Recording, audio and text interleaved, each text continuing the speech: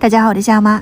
今天的晚餐做的是3菜1汤，可以简单看一下。先来做紫菜虾饼，用免洗紫菜放到锅里面先烙一下。我的锅底是早上喷了一点油在里面的，就反复的给它用小火烙到两边酥脆。像这样子你就先把火关掉，那个锅底是有一点余温的，就上面挤上虾滑，或者你可以自己剁一点这种虾肉放上去，铺平整，然后喷上一点食用油，反反复复的烙哈，全程都是开小火慢烙。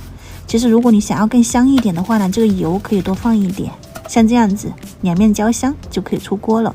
这个是紫菜虾饼，它外皮是酥酥脆脆的，虾肉又很鲜。还有一张我挤的是鱼肉，也是鱼滑吧，就这样子给它挤上去铺平整。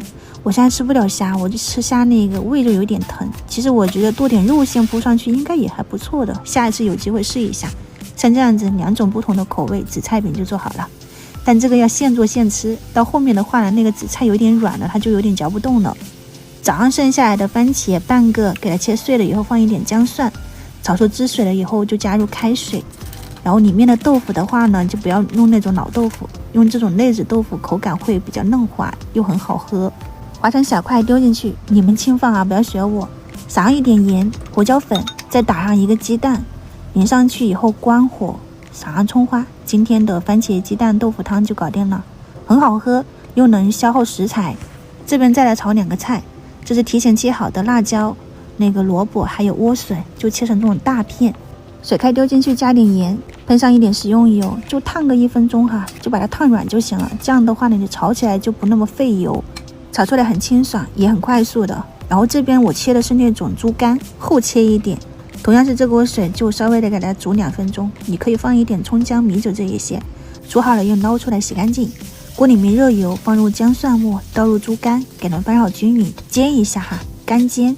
这道菜我是在那个饭店里面吃到的，它的那个做法比较油，是炸出来的，我就改了一下。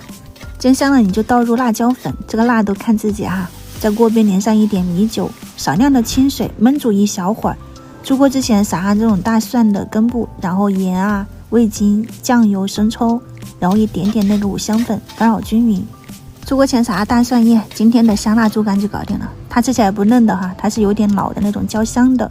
饭店里面是比较油，我自己改了一下。然后这边的话呢，同样是放一点猪油，放上蒜末，把焯过水的素菜放进去翻好均匀，调味放一点盐，再次翻好均匀。出锅撒上葱段，今天的这2个菜就炒好了，这样炒出来很清爽哈，就是萝卜、莴笋都很好吃，而且那个辣椒是不辣的，有一点点甜味。今天我们家的晚餐就搞定了，供大家参考一下。记得那个紫菜饼要最后做哈，不然就不酥脆了。我先开吃啦，我们明天再见，拜拜。